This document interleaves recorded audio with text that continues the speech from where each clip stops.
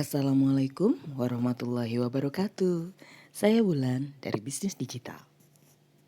Halo kakak, kita masuk ke part 2 dari video 7 kesalahan fatal penyebab gagal closing ya. Ini kita ambil dari ebook berkah Facebook Ads. Nah, kalau kesalahan yang pertama adalah tidak menguasai produk. Sudah kita bahas di part yang pertama. Begitu pula dengan kesalahan kedua yang tidak menguasai traffic source. Sekarang di part kedua kita akan membahas mengenai kesalahan yang ketiga, yaitu tidak menguasai market temperatur.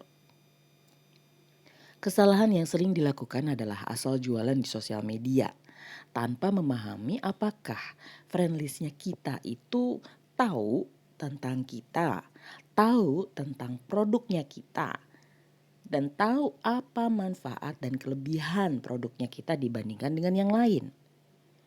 Kalau belum tahu, terus kita langsung jualan, ya wajar kalau gagal closing. Terus gimana Bu? Ya kita pahami dulu market temperaturnya ya. Jadi ada 3 jenis temperatur market. Yang dimaksud dengan temperatur market itu satu cold, warm, dan hot. Nah kita bahas dulu ya, apa yang dimaksud dengan cold market atau dingin? Cold market itu di mana belum ada, di mana kalau friendlistnya kita itu belum kenal produk sama kita, produknya kita tuh belum dikenal oleh mereka, kemudian juga mereka belum kenal kita. Ini mereka beneran gak ngeh siapa sih kita, jualan apa gitu. Nah ini contohnya adalah orang-orang yang baru kita add, terus baru aja join di grupnya kita atau masuk ke Facebooknya kita. Gimana mereka bisa tahu, orang kita aja nyomotin dari grup besar ya, kita aja juga belum kenal sama mereka. Wajar kalau mereka nggak kenal kita juga gitu. Jadi ya sebelum kita langsung main jualan, itu kita pertama nge-like dulu jangan lupa, terus sapa-sapa dulu, komen-komen dulu, kalau mereka ada yang lucu atau apa ya direspon gitu, biar kita menandakan bahwa kita tuh mau kenal dengan mereka. Nah setelah itu ya baru kita posting-posting sesuatu yang terkait apa, contoh madu ya, apa itu madu, kemudian madu di dalam Al-Quran, mungkin postingan besoknya itu tentang bagaimana cara mengambil madu atau beternak lagi, ini apa namanya, ya bener ya beternak ya, beternak lebah gitu. Kemudian cara membedakan madu asli ataupun palsu. Nah itu tips-tips itu bisa kita posting. Jadi di Facebooknya kita, di Facebook bisnisnya kita itu kalau kita jualan madu ya related yang sesuai gitu loh. Sebelum kita langsung jualan kita kasih tips-tipsnya seperti itu ya. Membangun dulu branding dulu gitu ya. Biar orang tuh tahu dulu apa sih, tentang apa sih. Jadi biar orang nanti lama-lama itu kalau butuh madu auto inget sama kita karena kita sering posting tentang madu gitu. Ya, oke. Jadi ya ini seperti tadi saya sampaikan bahwa contohnya adalah orang-orang yang baru kita add ya. Kemudian yang kedua adalah warm market. Jadi di sini posisinya teman-teman friendlistnya kita itu sudah mulai kenal dan mulai percaya. Jadi kalau mereka sudah mulai percaya dan sudah mulai tahu produk kita, ciri-cirinya itu mereka sudah mau berinteraksi dengan kita, mau nanya-nanya. Nah kadang-kadang juga udah mau nanya harga nih, bahkan sudah ada yang mulai beli. Ini berarti sudah mulai warm atau hangat. Kemudian yang ketiga adalah hot market. Ini posisinya adalah friendlistnya kita itu mulai beli. Jadi sudah pernah beli, terus habis itu sudah mulai percaya sama kita. Sudah kenal sih? Nah ini tingkatan tertinggi dari tingkatan konsumennya kita. Pada tahap ini mereka sudah yakin kalau kita itu adalah penjual madu yang amanah, kemudian produknya kita juga bagus gitu ya. Oke, jadi udah bisa ya dibedakan ya, mana cold, mana warm, dan mana hot. Dan kita juga sudah tahu ya, bisa menilai Facebooknya kita itu cold kah, warm kah atau justru hot? Ya, biasanya sih kalau awal-awal ya cold ya, karena kan kita belum memperkenalkan diri, belum kita posting-posting yang related dan lain-lain gitu ya. Oke, eh, kita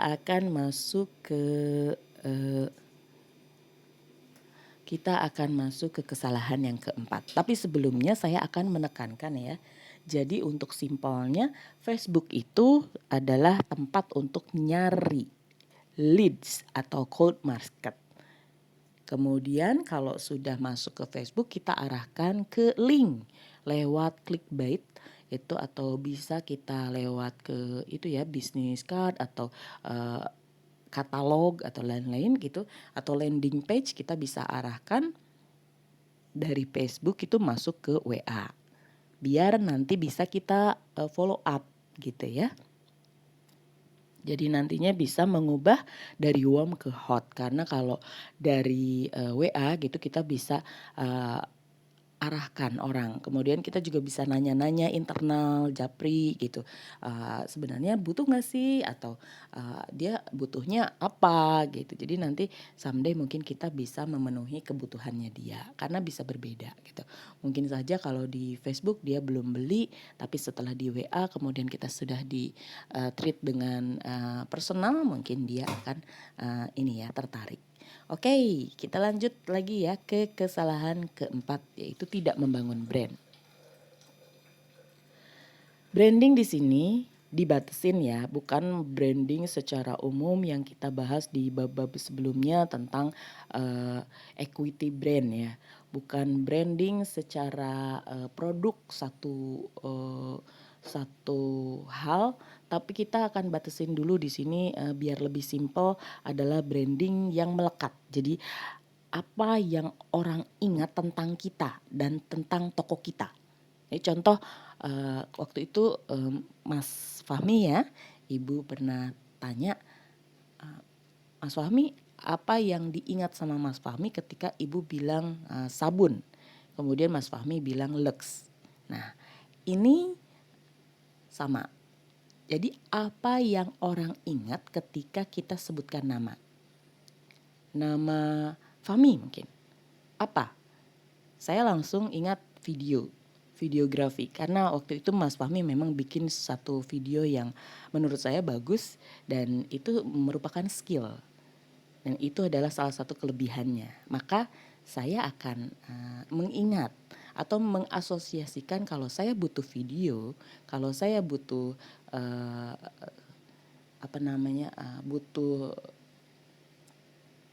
butuh kerjasama barangkali ke depannya, itu nanti mungkin pilihan pertama untuk video adalah Mas Fahmi. Seperti itu.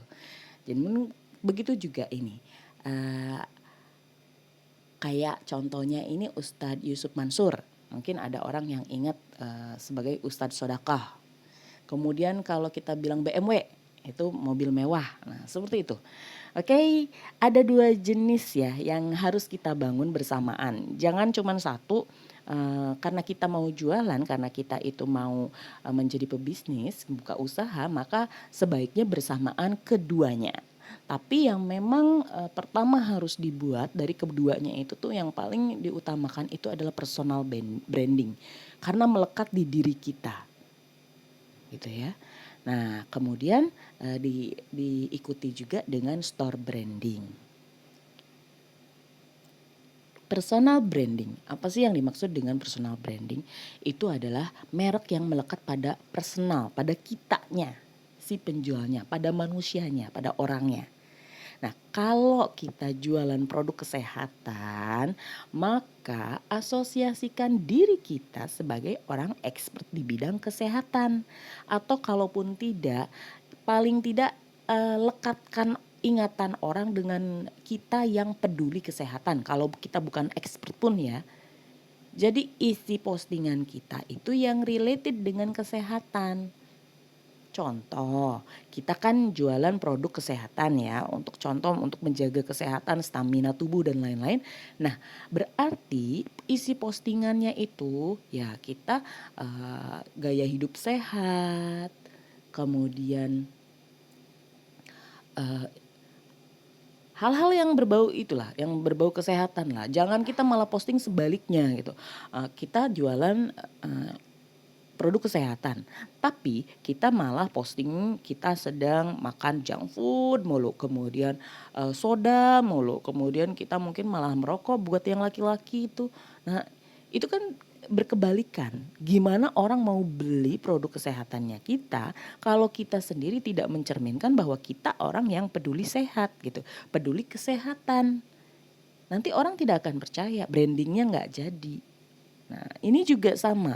Kalau kita menjual produk parenting, tapi kita tidak mengasosiasikan diri bahwa kita itu orang yang peduli tentang parenting, atau kita tidak membuat brand kita itu dipercaya bahwa kita itu beneran sudah parent ya, atau belum parent pun juga peduli lah minimal tentang dunia pendidikan, kemudian dunia parenting gitu.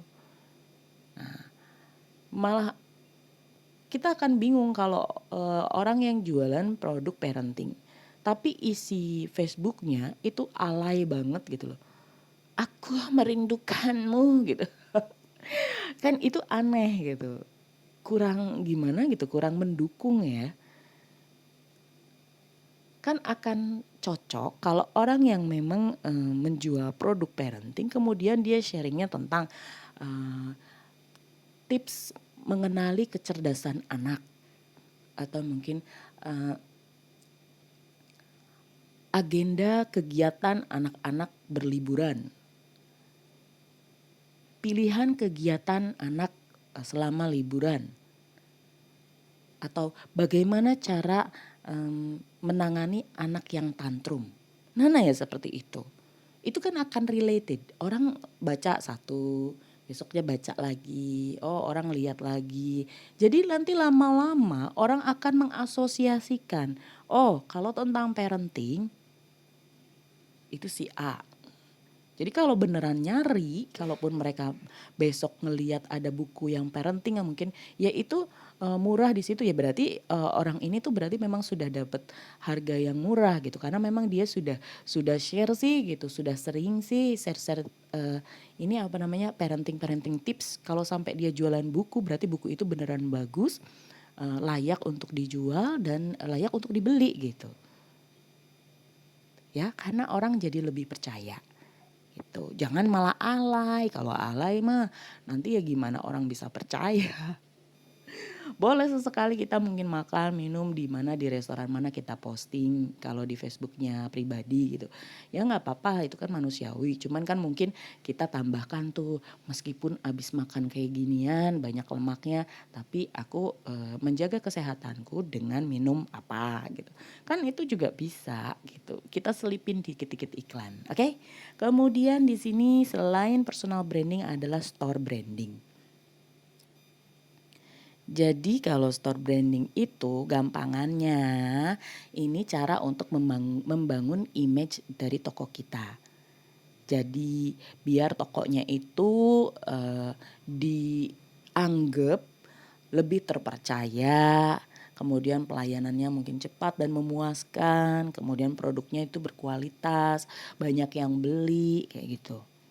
Nah, caranya adalah upload foto banyaknya chatting yang masuk, kemudian banyaknya bukti transfer, banyaknya barang kiriman, banyaknya resi pengiriman dan testimoni. Nah, maka image-nya toko kita itu akan naik di mata prospek yang lain.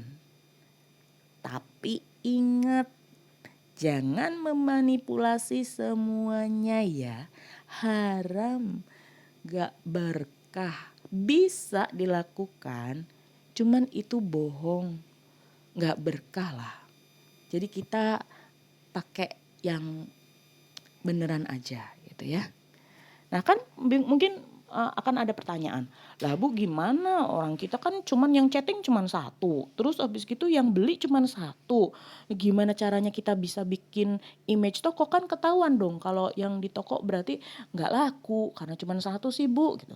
Itu dari satu orang itu kita bisa explore, dari satu orang kita foto, kita print screen chattingannya, kan kita, ilangin tuh, kita blur tuh namanya. Selain kita blur namanya itu biar kita bisa, dapet, banyak materi atau materi iklan, nah kita, ini, apa, lindungin, pembeli kita itu dari pesaing kita gitu. Jadi jangan sampai diambil namanya, nanti dipanggil juga di Facebook terus di-add ke tempat orang lagi. Jadi di-blur namanya, kemudian, kalau beliaunya itu sudah transfer juga di-blur bagian nama atau yang boleh kita liatin itu namanya kita yang pemilik rekeningnya gitu. Kemudian, dibuletin atau dimerahin itu bisa itu, nominal uangnya, lah itu bisa. Tapi yang lainnya kita bisa blur tuh nama, kemudian rekening, pengirim itu bisa di-blur. Kemudian banyaknya kiriman, jadi contoh foto packing-annya itu kita boleh difoto terus kita upload barengan tuh. Chatting masuk, bukti transfer, barang kiriman, kemudian resinya, sama nanti kalau minta ada sudah sampai dan udah dicoba kan kita tanya tuh, "Gimana, cocok nggak? Gimana, bagus nggak?" Gitu kan. Nanti ada testimoni. Nah itu bisa kita print screen.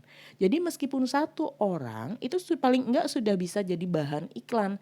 Jadi satu orang pun juga tuh bisa 6 gitu loh. Minimal dia bisa kasih kita uploadan 6 foto print screen dari satu orang. Jadi jangan sepelekan, meskipun satu orang itu lumayan, alhamdulillah sudah ada gitu. Sudah pecah telur istilahnya kayak gitu.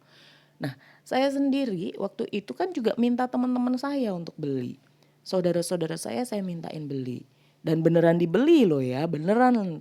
Kemudian, awal-awalnya ya seperti itu, dikasih link, kemudian saya minta saudara-saudara saya untuk pada beli, tapi saya kasih harganya harga the best lah, harga harga promo banget lah, harga terjun bebas gitu.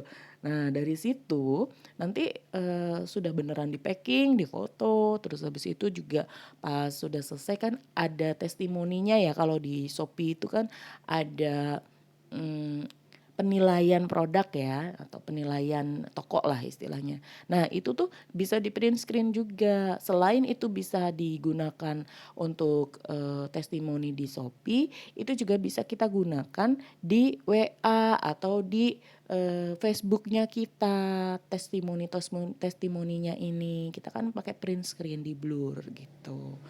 Tapi kan itu beneran, nggak bohong. Jadi kuncinya itu meskipun satu atau 2 itu ya kita, pakai pakai yang real ya.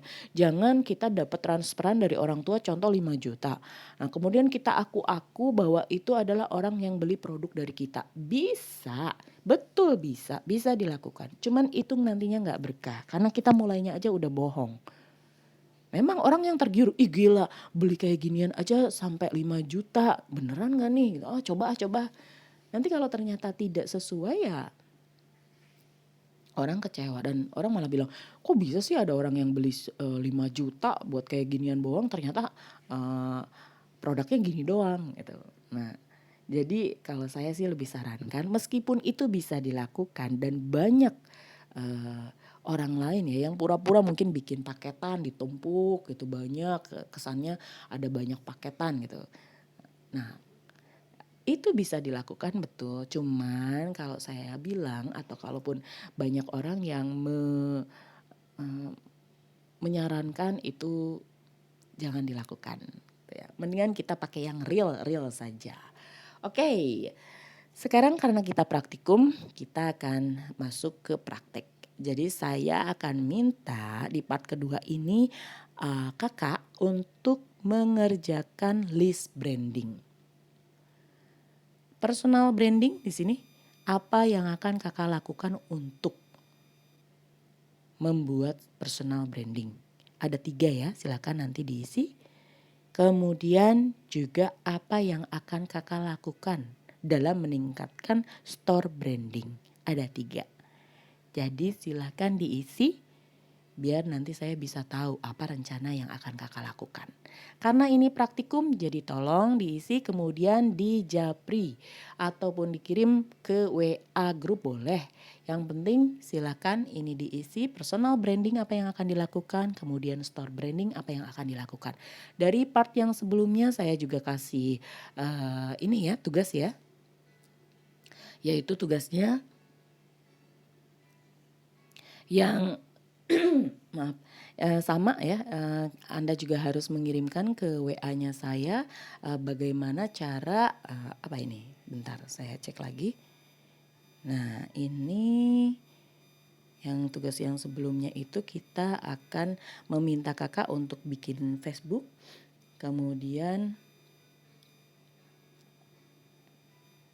kalau yang nggak punya Facebook ya, kemudian saya akan minta Kakak untuk mulai, add juga friend list-nya ya, setiap harinya yang related dengan, eee, masuk ke grup ya pokoknya kalau tentang madu mungkin kita beternak, lebah, kemudian kita grup, komunitas madu atau apa, nah itu nanti silakan di-add, kemudian kalau yang kepiting ya bisa juga masuk ke grup kemudian cari kata kuncinya adalah kepiting, nanti biasanya ada tuh, coba dicari dulu ya, nanti kalau nggak ada bisa, komunikasi dengan ibu. Kemudian jangan lupa ini, tetap harus ditulis juga, pahami siapa target marketnya kita, nah itu kan harus ditulis tuh, apa gender yang membutuhkan produk kita, kemudian tinggalnya di mana, umurnya berapa, ketertarikan orang mayoritas itu tentang apa, berkumpul di mana, fansnya siapa, income-nya berapa. Kayak gitu ya. Jadi paling tidak kita semoga bisa dapat gambaran, "Bu saya kan nggak ngerti siapa fansnya," gitu. Ya nggak masalah ya nanti kalau nggak ada ya dikosongkan gitu. Tapi kita kan pasti tahu dong apa gender yang membutuhkan produkmu. Ya mungkin, eee, kalau, produknya adalah pakaian laki-laki ya pasti berarti laki-laki gitu kan. Kemudian kalau, produknya itu adalah, madu, itu bisa wanita bisa, laki-laki, kemudian umurnya juga kita bisa deskripsikan gitu. Cuman kan ini target marketnya. Jadi biar meskipun semua orang bisa pakai, tapi target utamanya siapa? Kita itu pengen nyasarnya itu siapa? Yang paling kita inginkan. Kita semua bisa jadikan semua itu sebagai customer kita. Tapi yang pertama kali kita sasar itu siapa? Contoh mungkin kita akan mainnya di, madu untuk kesehatan, laki-laki gitu. Nah itu berarti kan, yang kita sasar adalah, mungkin bapak-bapak, kemudian usia berapa gitu. Nah kalau untuk, madu untuk, ikhtiar, mempunyai keturunan, nah itu kan juga beda, berarti kan suami istri yang sudah berpasangan, kemudian, usianya berapa, nah nanti postingan-postingannya pun juga ini. Jadi lebih spesifik ya, orang jualan madu betul, jualan madu bisa segala macam, cuman kitanya itu pengennya dikenal atau kita tuh pengen produk unggulannya apa. Nah itu yang harus kita dari awal tuh kita sudah mulai belajar menganalisa kita tuh sebenarnya maunya apa gitu, biar unik, biar beda dengan yang lain gitu ya. Oke, saya sudah kasih reng-rengan, tugas praktikum yang harus dikumpulkan. Jadi silakan dibuat dulu nanti kirimkan ke WA saya. Nanti saya akan, teruskan, 2 kesalahan di part yang ketiga ya. Saya tutup dulu sekarang biar Kakak punya waktu untuk mengerjakan dulu. Oke, assalamualaikum warahmatullahi wabarakatuh.